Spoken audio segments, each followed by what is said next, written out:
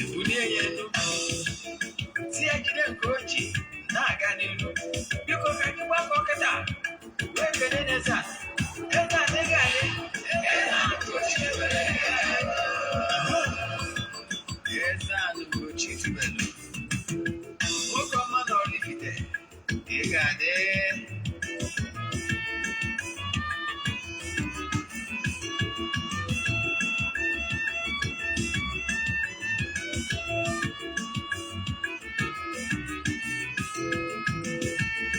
Ọdịnala bụ eziokwu. Ọdịnala bụ ụzọ ndụ. Ị ma na o nwere olu na-eti mkpu na-asị ụmụ Igbo chigharịa, ụmụ Igbo chigharịa. Kwa mbọsị ọ na-eti.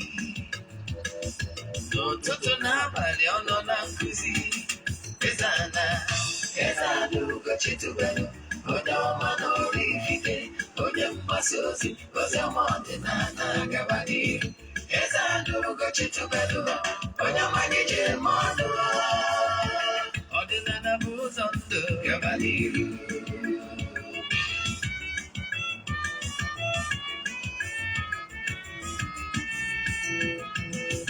Eze-Ana Ugochi tubelu, onye ọma na oraifite, onye mgbasa ozi, ozi ọma ọdịnala gaba n'ihu.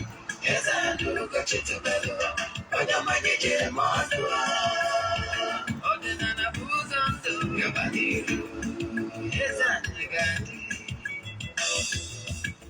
Ugochi tubelu ga-adị. Ugochi tubelu tempo, ọ ya adị. Maka na eziokwu anwa chacha.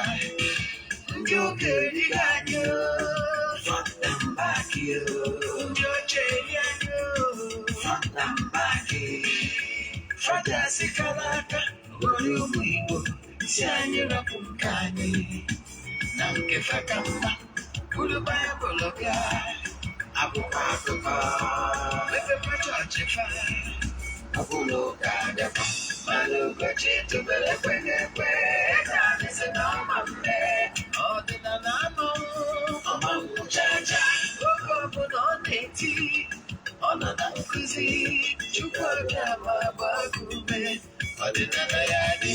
Eze-Ana Ugochi tubelu, onye ọma na oraifite, onye mgbasa ozi, ozi ọma ọdịnala gaba n'ihu. Eze-Ana Ugochi tubelu, onye ọma na-eji eme ọnụ. Ọdịnala bụ ụzọ ndụ gaba n'ihu. Eze-Ana Ugochi tubelu, onye ọma na oraifite, onye mgbasa ozi, ozi ọma ọdịnala gaba n'ihu. Ọtụtụ ọma na ụmụ ọdịnala Igbo, abịakwa m n'oge awa nke eziokwu, oge anyị ji awa eziokwu niile agba. Abụ m Ogbuefi Eze-Ana Ugochi tubelu na oraifite. Abụ m onye isi nchụaja na Ugochi tubelu na tempụl. Anyị na-agba afa miri emi, lụkwazi ọrụ mmụọ dị iche iche. Abụkwazi m onye isi nchụaja na ọdịnala Restoration Prime Ministry. Bụrụkwazi onye mgbasa ozi ọdịnala Igbo. You can call me an ọdịnala evangelist, I will answer. My mission is to help people live better life. N'oge awa nke eziokwu n'ụbọchị taa, isiokwu anyị ji bịa bụ gịnị bụ afa. Ihe niile ị kwesịrị ịma gbasara afa, that is consultation and methods eji agba afa. Na ihe afa miri emi represent. Ọ isiokwu anyị. Mana echefuna na aja anyị na-achụ kwa ọnwa nke ọnwa Jenụwarị ga-ebido echi niile bụ 6th. Tata bụ the last day ị nwere ohere join. Yes. Ọ bụrụ na ndị na-ajọ Igbo mbụ amago ka esi eme ya, mana maka gị bụ onye ọfụ, ihe ị ga-eme bụ send a line message na WhatsApp, forward ya 3 prayer requests. You make donation token to the account number. Aja anyị na-achụ maka aja mkpụrụ elu na aja ebubo ihe ọ pụtara bụ na aja ndị na-eji atụ na temple every day n'isi ndị niile sonyere anyị na ya bụ aja ọnwa. Present here their prayer request to the entities of powers. I want to actually anya bụ aja eme saraka. A ga-achịkọta ụbọchị 19th. Ebe ọ bụla ị nọ, ị nwere ike isonye ugboro anyị. Distance abụrụ ebe ya n'ọrụ niile anyị na-arụ na temple. Ọgwa ndị nọ nso, ị nwekwara ike ịbịa sonyere anyị ụbọchị a na-achịkọta ya. ka bụ ihe kwesịrị ịma. Then ọ bụrụ na ịchọrọ iso n'anya bụ aja echatije na WhatsApp enye gị I forward gị information I need for you ka enwe ike book oge chat am na 0805 78 37 672. I repeat 0805 78 37 672. Ụbọchị Wednesday and Mondays ụbọchị anyị ji ekwubi okwu anyị na-eme administration anyị using ọdịnala method. Anyị ji ekwubi okwu n'isi ndị enyi anyị, our friends, fans and partners all over the globe. Ọgwa anyị chọrọ isonye for counseling either Monday or Wednesday, you are invited. Let me know. Chat me on WhatsApp so that I will give you direction. Ka m gazie n'isiokwu anyị ji wee bịa taa. Gịnị bụ afa? Afa ma like I use layman explanation. Kiwe we can ghọta ya, I will bring it down for you to understand it. Gịnị bụ afa? Consultation. Consultation, as the name implies, but to consult the medium. Consult the spiritual world. In that consulting the spiritual world, all the two stages. And what I think about not to consult the immediate environment, the exterior world. What is happening around you day to day? What is already here? Then the deeper one will still go beyond after searching around you to know exactly about that. Another one is to go a little bit higher in the medium, in the spiritual world or in the exterior world, to find out what the future holds for you. Let me give you an example. I want to say that before anything will happen in this gross material world, it must have taken on form in the spiritual realm. Whether it will happen or it will not happen depends solely on you, how you followed it. You know what I mean? Now, what we again? Come out, you will what him. The man could say, "Man, like you home out." Now, you will what you of man. Alpha Nodo, Alpha brought solution to your problem. Yes, Alpha brought like a torchlight. Then, how you react determine whether those things that is out there for you will happen or not. After again, about like even when the police dog, na begging, yes, security dog. The work of security dog is to alert you, the house owner. Then will some movements. Then will the mother in around your house. And have a threat. Don't want to at least to bring it to your notice. In case he maybe you're in the room. Came out some movements in front of your house. On our back, all going to call this dealing with Uno. And find out who is that. Going on at that gate. Tell you on your actual. Or they will tell a good message. Go on your after your life. You know that? That is the work of the dog. In fact, the local security man, 18 security gate, and when he home, Mabon and didn't put Nepedi Mabia. Man, only about at least he raised the alarm. Can go on a woman and I quick walk, and I go again, call no uncle. You know, can go on Kagadi take you on away. And most of the times, the invaders, once they notice that you are awake, they run away. Makanema Konya Squad. You know that? To accord the Alpha. You know that? Alpha about the torchlight going in a bar. He had a buttery second. He had a buttery around. He had a buttery Nakoa DJ. Then will some illegal movement. Ijojo or Wamosu negative thought energy around you. Whether more mad the same day or will keep it along. Alpha is to warn you beforehand. Now, it matter he had a Macamaragat.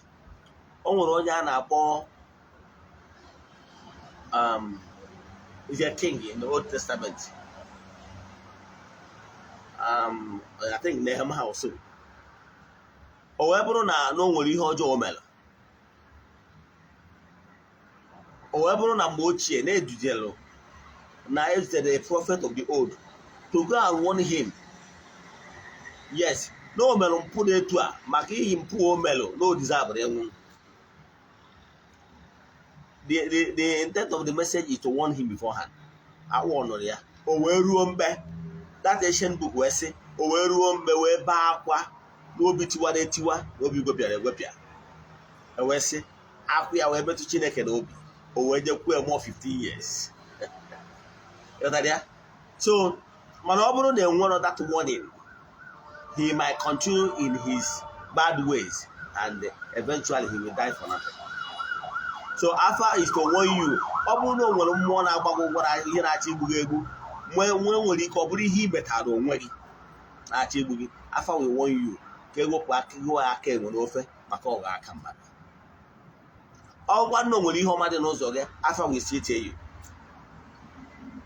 Now, they can see whether Alpha is just a touchlight to well known with he head in. Now, whether by those things or game, more normal depends on entirely on you. The approach. Now, man, I get out of a beggy, but I know we're going to trespass within your gate. Now, all your local can find out money again, we do some of not. So, you have a then I done Alpha, and was in method, say Jabafa. I'll mention with you. They can see what an Alpha in the ability to look into the great beyond, to know exactly the message. He hear more. About that Alpha Bido as old as Alpha Bido from the ancient time. HF the no one about Saul. More than our Iko. Was your way as demigod. Never vision the two Masariano. Yeah, on a man do on a view where ancestors are those happy. More but in Nanya for Nandilia, now what was here, na Henine or the bell, or J. Kike, na hope at Chelsea. Or where was it here game? I was here. Naje, go, or was okay, get you guys. Or you now call first now for someone. Where you consult on one in our bath, one in our dress, say you already say. Or sit touch or cap on the Samuel, can do Samuel, can you hear Samuel Bunobi, here Basaria? Samuel, where Barry and Basia can you honey this stop here, now I'm way beyond the week. Ah, I don't message up pass area. So, or brought attack after video. So, and when many methods say Yabafa can wagon. After I won't be mad what is their future host for you, or what is happening around you. And when many ways is your buffer. Then our buffer can many ways is your foot. Example, when they want to hear Arab clairvoyance, when clairvoyance, and when then I know, when then I waffle, and when they don't know, before he had a man with a mother will give a buffer and be our game away to a gabiano, nor get you over to a bear. They hear we have with you. When going our own mother will keep in a biggie, and on a big hour, here goes the signal only I bear on nature, Macafa, the ego. Oh, but somebody be there are two ladies. They came. So, Batana never matter about half. Where you have Kelo, Nima Madonna Bawa. Nima Madonna Bawa, Colonia, Aya Balafa. So, when my Western Nonya Kaya Balafa, Manalojan Gozo, you can hear it. Okay. Where did Afa? Afa can catch it over. Afa can catch it. And I can't do it. I was Monopi. My husband to come, same Nonya and Nache Balafa with the brand sister. Where was Afa? Where do I see a Coronia and Balafa, Gamson Nonya? See a good sister, sim air. Yotaria? So, and well, case you want to do what gifted. And when then I know, now for powerful. Yotaria? And what they had about intuition. Yes, intuitively they receive message. Upon attack Obidolo, come on, I don't want about Reverend Father Stefano Gobi. Reverend Father Professor Stefano Gobi is an Italian man. Oh, you know about the founder of Maria Movement of Priests. When I was born, I belonged to that group in Cairo. They want to know we intuition. All the messages you want so far go intuition. afa ka ọ bụ nwee ndị ga-abụ ị ga na-afụ gị nwa na-ege ntị yes ebe niile na-eje ministrị ị ga na-afụ ụfọdụ o nwere ndị ya agba nọgide etu a agwụ ya ọkpọlite mmadụ zie ya ozi afa ka ọ bụ ịmara afa simple means consulting, knowing what is happening around somebody in the beyond, whether my serious prophecy ma ọ bụ na na-abịa administration ma ọ bụ na na-akpọpụta agbawatara gị na counseling. Agwa nga na agwụ niile ebe ofu only that o nwere mgbe ọ na-ahụ mmadụ bịa for counseling ozi ya emezi ya bịa ọtara ya once haziri agwụ ọfụma natural agwụ ndị agwụ dị befa nnukwu nna m nọrọ m ụwa Ogbuefi Eze-Ana na-ebu o mere dibịa ọtara ya yes so ọ bụrụ na ọ bịa nweke n'anya ọ gwa gị sị gị na ọ ihe mmụọ gwara ya kwuo so o nwere ndị na-afụ afụ nwee ndị na-anụ anụ. And there were so many other ways esi mmadụ ozi na mmụọ minus that one o nweziri onye nwere ike ịbụ nwee ndị a na-egosi ihe egosi onwe ndị a na-egosi ihe egosi o nwere ike use an object o nwere ike that object ahụ ọ na-eyuzu nwere ike ịbụ ihe dịka ogiri ka ọ mara agara aga a na-agba ya ịgba afọ ugiri o nwere ike ọ bụrụ na ọnya ka ọ na-eyuzu nwee ndị na-eyuzu so ego ayọrọ nwee ndị na-eyuzu akara aka especially ndị na-afụ ụzọ ọnwụ a na-etu anwa mmụọ agwụ ya egosi ya fọbụ ihe ahịa o ji n'aka agwụ ya. Nwee ndị na-eyuzu milo nwee ndị na-eyuzuzi aka na-akpa afa ndị mmiri na-eyuzu ụmụ ihe dị iche iche gasị ihe niile anwa dị na-efere anwa ma ọ na-akpa afọ anwa o ji nwere ihe o represent and o nwere afa karịrị ibie to mention but few enwere so ndị na-eyuzukwa akụpe ma ọ ara agba ịta and so many other method ị na-eje n'oru na-eje n'igwe ị ga-afụ so many method mana a na-achị gwa na onwe method karịrị ibie. The effectiveness of the afa depends on the person na-arụ ya onye a na-ezi ozi afa dị correct mana if afa is wrong it depends on the interpreter the person a na-ezi ya bụ ozi because enwere language of afa mana onye na-agbazi ya afa ga na-ezizi ihe n'onu na-anụ o nwere ebe a na-ekwu n'akwụkwọ fọn na-ekwu n'akwụkwọ Corinthian na mmụọ Chukwu okike na-asụ ude n'ime mmadụ ọ bụrụ langweji iji kwu ya ka mmụọ ji anụ ya ọ mmụọ so gị ga-atapịazi ya n'ụdị mmụọ na-anụ so etu a ka ọ dị n'afa so ozi onye na-eme the interpreter ma interpret it wrongly enwere ike ọ bụrụ n'uke na-abịa mana ebe uke a si abịa nwegasị ya n'uke mmadụ o nweziri ike na nke mmadụ anwa ọ ya enwe ike pinpoint bụta ma nwoke ma nwaanyị ihe a bụ the error of the interpreter mana afọ na onwe ya dị correct then ka afọ ga-eji edekwa correct the prepared the impure heart nkwado etu onye na-agba dị afa si kwado na etu gị nwa a na-agbakwuru afa si kwado maka enwe familiar spirit nwere ike ịbịa bute aghụghọ bute ịtụ ntụ ịghọtara ya so ihe niile enwere so many things that factors in ya inweta correct mana macha weta method ọ bụla onye yuzuru ihe dị mkpa bụ dị nwere onwe gị ikpere iyọrọ ahịhịọ consult ochi gị na ịchọrọ ka onye na-eto agbara gị afa allow ya inner spirit to lead you maka onye bụ uche ụzọ gbawa onwe ya n'ọsọ ọ ga-abụrụ ndị mmụọ nsọ gị ga-elid gị inwe confidence na onye a ga-agbalị gị afa. So consult ya mmụọ, don't consult in flesh, allow your spirit to lead you onye ọ chọrọ. Then agbachazie dị gị afọ ahụ mmụọ a mezie onye anwa gwa gị ihe anwa ọ bụrụ ọsọ dị agbara dị afa na ime ihe eme.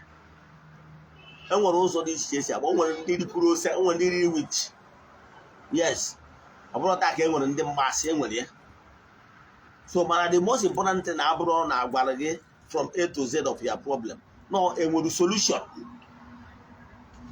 and ihe ga-eme ka enwee solution depends na mmụọ na etu onye na-alụrụ ya ma ọlụ si kwado. Enwekwa ndị dibịa bụ sọ afa ka ha na-agba, nwee ndị bụ sọ agbacha afa achụ aja. nwekwa ụdị ndị dị iche iche gasị. Mana ihe dị mkpa bụ before you consult, you go to afa yọọ chi gị si ya biko ya lidie gị to onye ọ chọrọ ka ọ bụrụ na onye ga-agbara gị afa, onye ga-agba ọgba afa, onye ọ ga-abụ isobe udo obi adịrị gị. Then follow your heart. ịghọtara ya? O nwere afa ị ga-asị na nke a nke karịcha anụ. The effectiveness of the afa depends on the person na-agba the afa. ịghọtara ya? Maka o nwere onye nwere ike ijegoro na nke onye na-use this method jee lụọ ọrụ. For example, o nwere ike isi oke na-eje n'ebe a na-eyuzu ugiri agbachara ya afa lụọ ọrụ ya ọrụ mana ọ galọ. O nwere ike jee n'ebe a na-eyuzu another method lụọ gbara ya afọ ga. ịghọtara ya? Ọ pụtara na ugiri ahụ adịrọ correct. Na ọ depend na onye that particular person consult ya. ịghọtara ya? On his behalf. So ya na-achịkọwara gị the most important thing bụ now afa agbalụ enwere final say. Afa ụtụtụ dịka si wee kwụ n'ọtụtụ slide ihe na-eme, mana ọgụ maka ọ dịziri whether allow it to happen or not to allow it to happen. ịghọtara ya? And o nwere ihe ị nwere ike imewu na ọ bụrụ na agbachala gị afa, ọ bụrụ na ijiri ego iji alụ ọrụ ma ọ bụ na agbachala gị afa, ị chọrọ ka ihe a agba n'afa mee. I will continue tomorrow. Tomorrow we continue with this lecture. Ihe anyị ga-continue tomorrow bụ ọ bụrụ na agbachala gị afa mana ị nwere ego iji alụ ọrụ, kedu ihe ị nwere ike ime either to prevent ihe ọjọọ agwara n'afa ma ọ bụ ka ihe ọma agbara n'afa ka o mee ma ọ bụ ihe ị kwesịrị ime. Ndị ka ya continue tomorrow. Ma akwụsị ebe a. Chọrọ ka vidio atọ ogologo. Ịwụ ọtụcha vidio ị ga-eme bụ send any friend gị like for weekend go for the first month. Inwe ajụjụ na nkụzi a ma ọ bụ ihe ọbụla nkụzikwuru ugbo na agbagwoju anya, send them a message na WhatsApp 0805 7837672. I repeat 0805 7837672. N'aha Chukwu Okike nke pụrụ ime ihe niile, agụọ m ọfọ ndụ kwubie okwu n'isi ndị niile, my friends of the temple and our partners, fans all over the world. N'aha Chukwu Okike nke pụrụ ime ihe niile, agụọ m ọfọ sị na ihe ọma ga-emere ha n'ime arụ anụwa. Ihe ọbụla ha tinyere aka na ọ ga-agaziri ha. Ndị niile kụrụ ọta na arụ gara aga na arụ a 2023 a ga-abụ arụ ọma wee nyefa. Na ife niile ekwere ome ga-ekwe omume. Na ndị ekere agbụ ma ndị agbara ụchụ na ha ga-enwere onwe ha. N'aha Chukwu Okike nke pụrụ ime ihe niile, ekwubie m okwu na ndị niile a na-echere njọ a na-akpara ajọ nkata. Asị m na ndị niile a na-echere ụnụ njọ na-akpa ajọ nkata iji megide ụnụ, asị m na ha ga-enwe ọdachi n'aha Chukwu Okike nke pụrụ ime ihe niile. Asị m na onye ọbụla agọziri ụnụ na onye a ga-agọzi agọzi. Onye ọbụla sị na ụnụ ga-adị mma na onye a ga-adị mma, mana onye sị na ụnụ ama adị mma na onye a ama nnata mmata iru ụwa agwụ.